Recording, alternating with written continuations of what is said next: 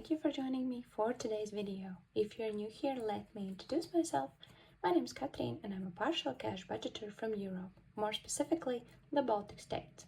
In today's video, we are doing the first real video specifically dedicated to VLOGMAS, which I'm doing this month, which is December. And I invite you to join me on this journey on going through everything that you might need to know to start your own financial journey. So if you're interested in this kind of content, then please consider subscribing and let's dive in today's video. As mentioned in the intro, this is the first official Vlogmas video that I'm doing on this channel. And this is exactly what we're going to do. We're going to start from the basics. So probably if you're new, if you're not new to all of this, that includes budgeting and paycheck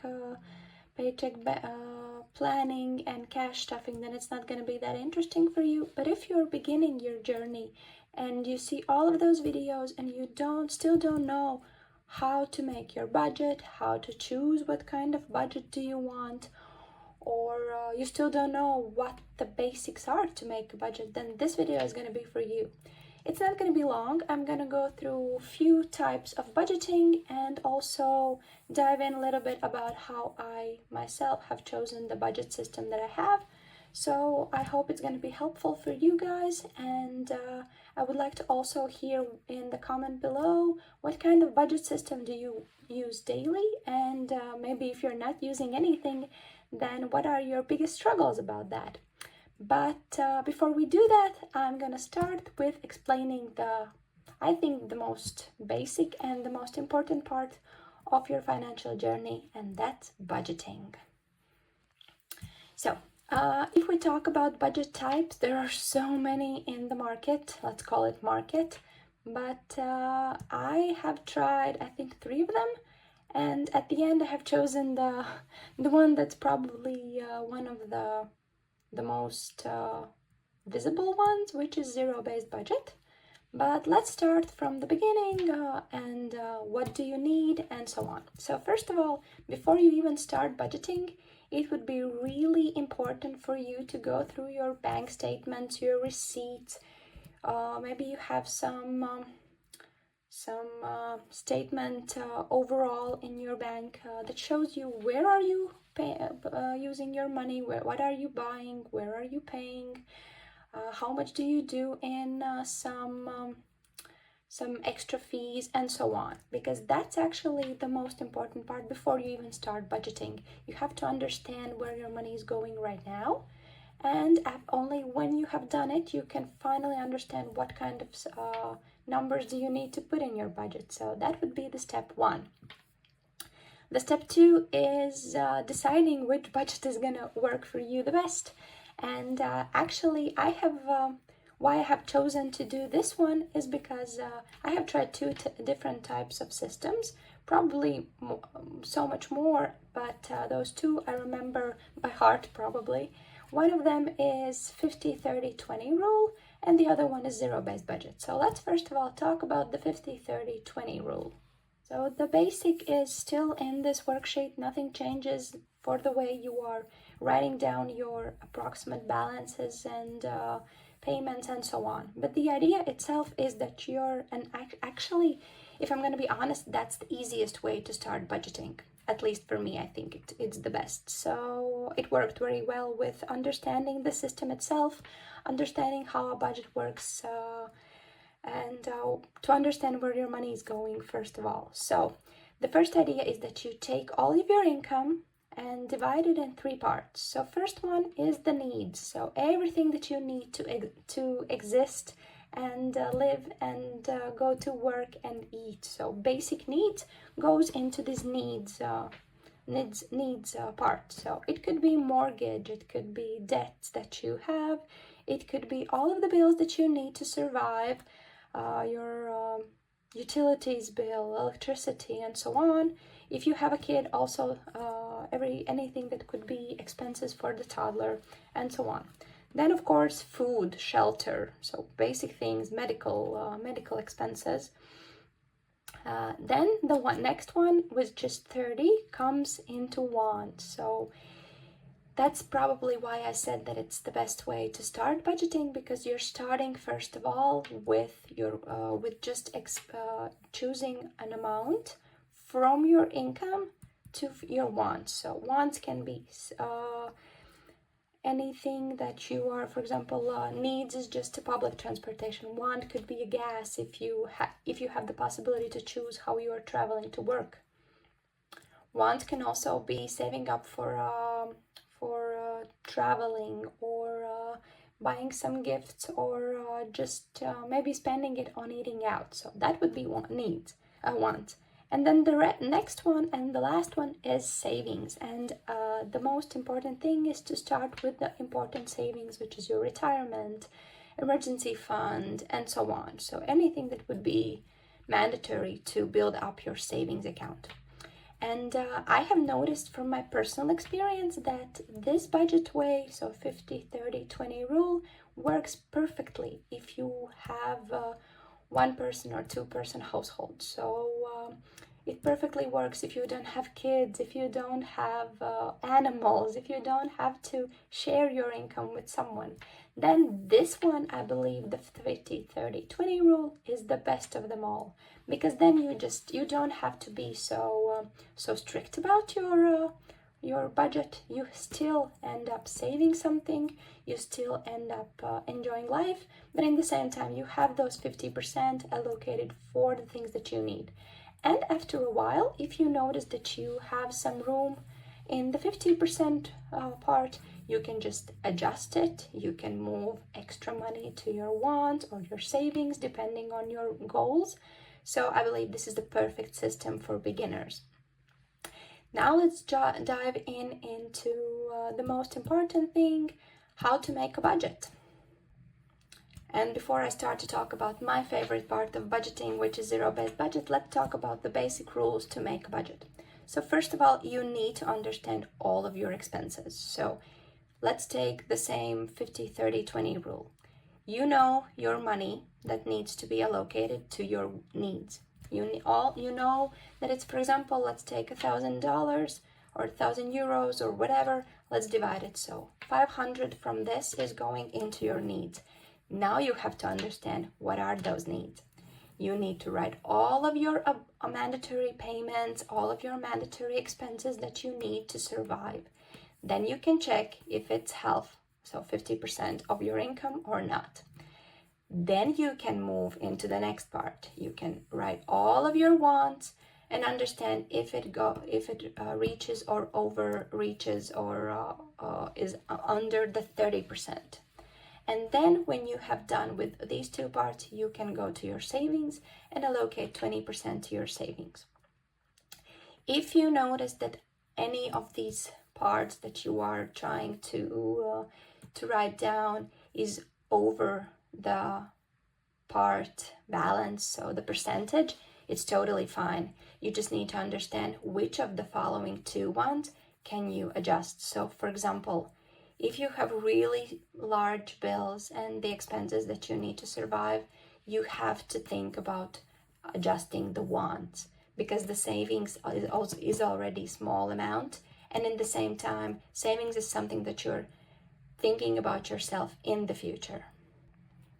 In the same time, wants are something that you are buying for yourself or paying for something right now. So of course, if you use your wants part to, for example, pay for a car because you want a newer model and it's gonna drive you for the rest of your life, of course, that you can also adjust. But in the same time, if your bills are over 50% and you like to go out, so you need to think if you can lower the eating out budget and adjust the grocery budget or whatever. So you need to understand which of these, and only when you have managed to adjust these two can you move into adjusting savings. At least that's my approach. I think it's the best way to set up your first budget. And after that, The next thing probably would be to start also probably weekly check-in or daily check-in. That's on you, to just write down everything that you really paid for, buyed, or anything else. Because if we look at the zero-based budget that we are going to do afterwards, it probably shows the most detailed version of your budget. But if we take the 50-30-20 rule, it shows only the lump sums, so for wants and your savings. It doesn't show the full deep information about where you are spending your money. So that's why when you have adjusted and worked out your 50-30-20 rule, I would suggest to move into the zero-based budget system, which we are going to talk about right now. And finally, we are on to the best part of the video for me, myself. It's zero-based budget. And first of all, I would like to say that this budget idea came originally from Dave Ramsey, which has also a dollar app and so on. He's a big person in the financial YouTube community and so on. But I really got to know the whole budgeting system and idea how it works, and zero-based budget itself, by watching Budget Mom. So she did the best she could in adjusting the budget itself, so you don't have to live on rice and beans until you pay off all of your debt or any payments that you need. She gave the budget a wiggle room. She gave the budget some fun. She gave the budget to have mindful thoughts on your budget system, but in the same time have at least something to be happy for, excited for, and not to live with the idea that you have to pay only the bills, only the debt, and you cannot go outside and have fun. So that's why I liked her vision of the budget, and I have actually lived by it right until now, so that's the best part. And if we look at the budget system itself, how the zero-based budget is functioning, it's really easy. You just wrote all of your income in the income section, then you write all of your bills, everything that you need to pay for your bills, then you move into your weekly expenses or monthly expenses depending on your paycheck frequency. So many of you get their paycheck bi-weekly, maybe weekly, maybe monthly. You can adjust it to. Each of your paycheck has this budget sheet, so you are budgeting each of your paychecks. And that's why, for example, if you have 4 weeks, then you are also choosing 4 different types of budgets. And that's the thing that Budget Mom added to this idea of zero-based budget, is that you are budgeting paycheck by paycheck. So you are budgeting each of your paycheck. That gives you the wiggle room to look at the information, to see the overall situation, to see in the same time everything detailed out. And I believe that's the best part. And if we're continuing with the categories, so next one, you're going into expenses. It would include both mandatory expenses and also the ones that you are making for you to enjoy life. So for example, for me, it's fun, it's date night, it's something allocated for myself, it's something allocated for my toddler.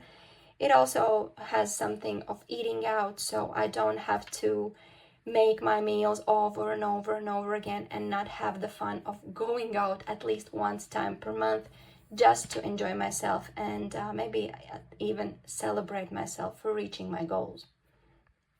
Then we are moving into debt. If you have debt, so next information comes to your debt.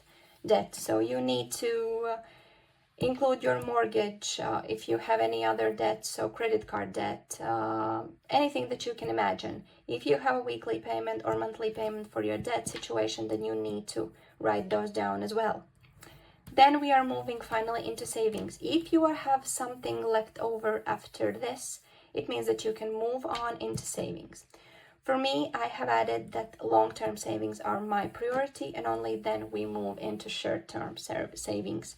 So long-term savings would be something that you are saving in the long term. So you need this money after a year, after 2 years.